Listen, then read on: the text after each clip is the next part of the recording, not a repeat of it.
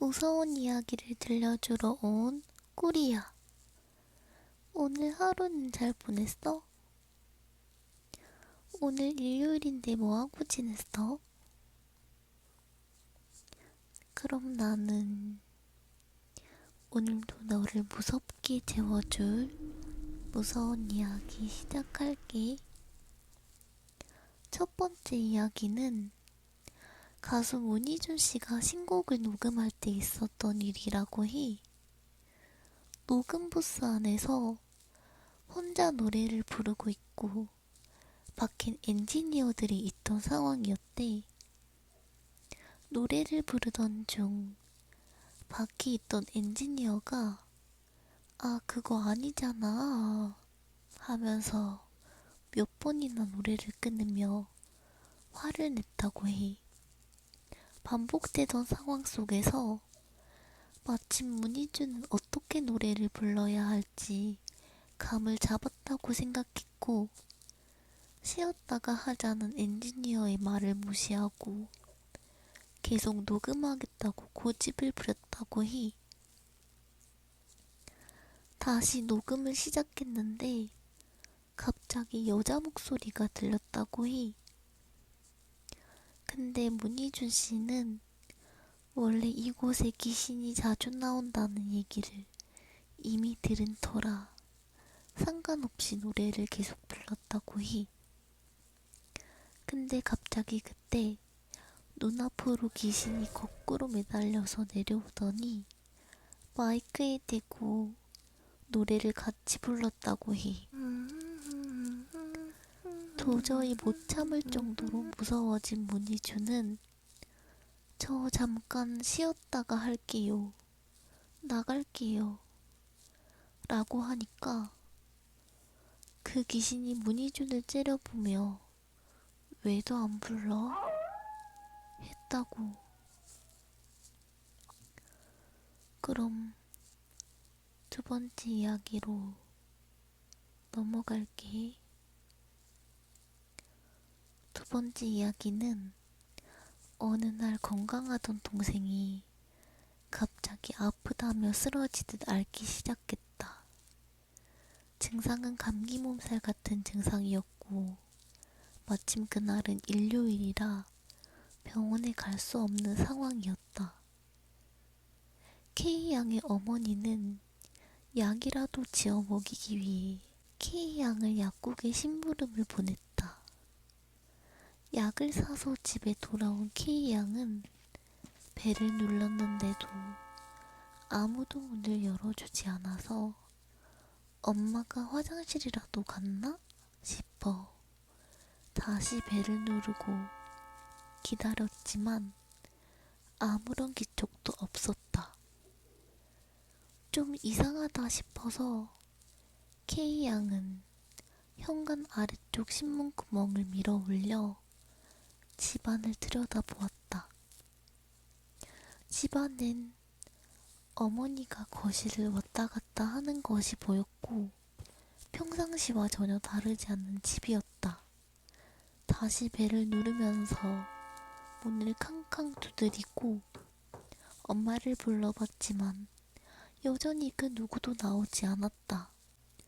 맥이 빠져버린 K양은 현관문 앞 계단에 쪼그려 앉아 약봉지를 손에 쥐고 현관만 바라보았다. 그렇게 가만히 앉아있기 몇 분이 지날 무렵 갑자기 귀 뒤쪽에 한기가 나타나 소름이 돋았다. 그 한기는 K양을 스쳐 현관 안쪽으로 지나갔고 K양은 여전히 계단에 앉아있었다. 그런데 잠시 후 그 차가운 기운이 바깥쪽으로 다시 빠져나가는 걸 느꼈다. 그 순간 K양은 공포가 엄습했고 뭔가 잘못되어 간다는 느낌을 받은 K양은 자리를 박차고 미친듯이 울며 문을 두드리기 시작했다. 그러기를 한참 후 드디어 현관문이 열렸고 어머니께서 아무렇지도 않게 약간 짜증스러운 내색을 하시며 문을 열어주고 오히려 화를 내셨다. 넌 동생 약주여 오랬더니 여태 어디까지 뭐하다 온 거니? K 양이 현관문에 앉아있던 건 잠시였지만 나갔던 시간이랑 비교해보니 4시간가량이 흘러 있었다. 그리고 그날 앞집 할아버지가 돌아가셨다는 이야기를 전해 들었다. 후에 K 양의 자초지종을 듣고 이상하게 여긴 어머니는 K 양을 데리고 점집으로 향했다. 그런데 집에 들어서자마자 무당이 화를 내며 나가라며 소리를 쳤다. 어머니는 그 이유라도 알려달라 물었더니 무당의 말인즉 K 양의 기가 너무 세서 이런 곳에 데려오면 무당에게 해롭다며 대답해 주었다. 어머니는 그날 K 양에게 있었던 이상한 현상을 어떻게 된 일인지 알려달라고 끈질기게 무당에게 사정을 하셨고 무당은 마지못해 입을 열었다. 그 애는 원래 그날 죽을 운명이었어. 그래서 저승사자가 너의 집 앞에 그 애를 데리러 간 건데 저렇게 기가 센 애가 현관 앞에 떡하니 버티고 앉아 있었으니 어디 데려갈 수가 있어야지 원. 그래서 앞집 할아버지가 돌아가셨던 건 K 양의 귀에 튕겨진 저승사자가 동생 대신으로 데려간 것이었다고 했다. 그리고 K 양이 느꼈던 한기도 저승사자의 기운이었을 것이라고 했다. 무섭지? 너 잠도 못 자고 얼굴이 새파랗게 질려 있는데? 그러면 이 기세를 삼아 세 번째 이야기 시작할게. 이거는 내 친구가 겪은 일이야. 내 친구가 밤에 불 끄고 침대에 누워서 맨날 남자친구랑 문자를 하거든? 한참 누워서 문자를 하는데 핸드폰에 렉 같은 게 걸린 거야. 그래서 핸드폰 전원을 눌러도 안 꺼지니까 배터리를 뺐어. 그래서 다시 핸드폰을 켜고 문자 왔길래 답장하려고 하는데 갑자기 4444라는 번호로 연락 바랍니다 라는 기본 문자 있잖아. 그게 오더래. 그래서 기분이 나빠서 이게 뭐야? 이러고 있는데 수십 통이 연달아서 오더래. 똑같이 4444 번호로.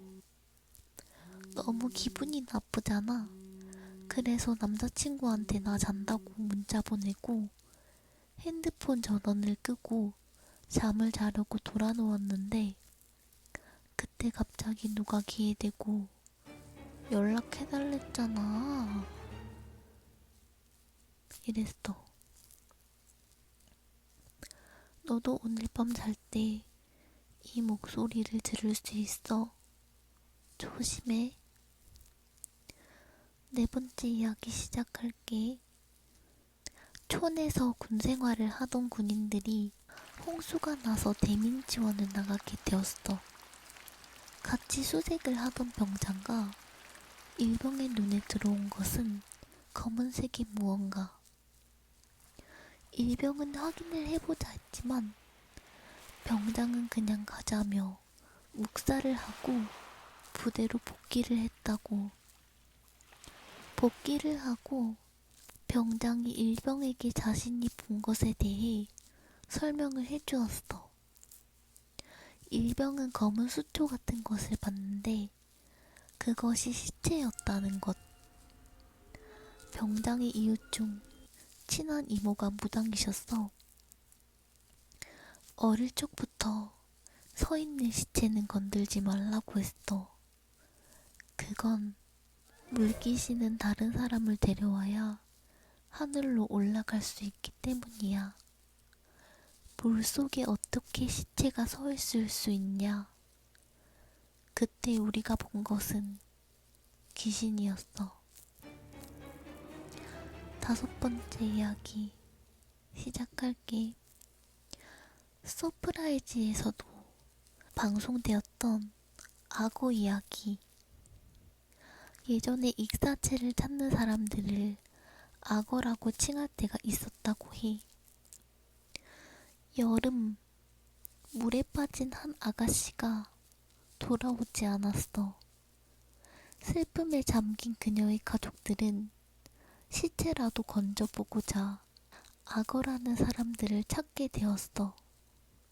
늙은 사람과 젊은 사람이 왔는데 그들은 아가씨를 찾아 물속으로 들어갔어. 얼마 후 늙은 사람이 황급히 올라오며 자신은 이 작업에 손을 떼겠다고 말했어. 그 이유는 아가씨의 시체가 서 있었기 때문이야. 악어라는 사람들의 세 가지 불문율이 존재하는데 세 번째가 서 있는 시체는 건드리면 안 된다. 물속에 서 있는 시체는 죽을 때 너무 한이 맺혀 살아있는 사람을 꼭 데리고 간다고 해. 그렇기에 늙은 사람은 사색이 되어 물 밖으로 나온 것이었어. 하지만 젊은 사람은 돈이 더 중요했기에 물속으로 들어가지만 다시 돌아오지 않았어. 며칠 뒤 해안가에 시체가 올라왔다는 이야기. 그 악어들이 건지지 못한 아가씨의 시체와 함께 젊은이의 시체도 함께 있었다고. 악어들의 세 가지 불문율. 하나, 해가 지면 절대 물에 들어가면 안 된다. 둘, 비가 오면 절대 물에 들어가면 안 된다. 셋, 서 있는 시체는 절대 건드리면 안 된다. 이 악어라는 사람들의 이야기는 MBC 서프라이즈 2004년 6월 27일에 방영이 되었다고 해. 마지막 이야기도 끝이 났어. 응? 너무 무서워서 못 자겠다고? 얼른 자. 잘 자. 기승전 무조건 잠이야. 그래야 잠을 푹 자야. 그래야 귀신이랑 싸울 수 있어. 얼른 자. 안녕.